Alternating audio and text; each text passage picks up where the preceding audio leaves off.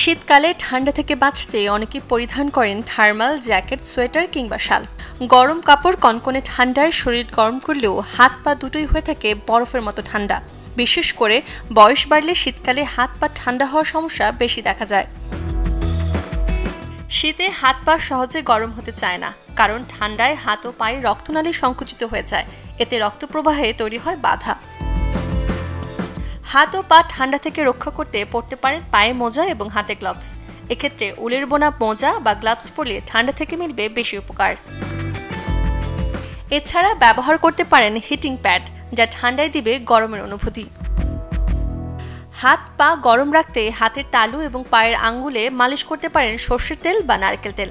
এতে রক্ত প্রবাহ যেমন বাড়বে, তেমনি হাত ও পা থাকবে গরম। শরীরকে গরম রাখতে খাবারের অনেক ভূমিকা থাকে। এছাড়া শরীরে যদি আয়রনের ঘাটতি থাকে, তাদের হাত ও পা ঠান্ডা থাকে বেশি। তাই শীতের মৌসুমে বেশি করে শীতকালীন সবজি ও আয়রন জাতীয় খাবার যুক্ত করতে হবে ডায়েট চার্টে।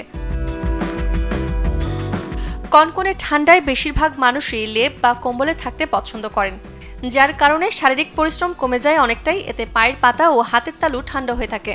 শরীর ও হাত পা গরম রাখতে করতে পারেন পরিশ্রম, কিংবা করা যেতে পারে শারীরিক ব্যায়াম।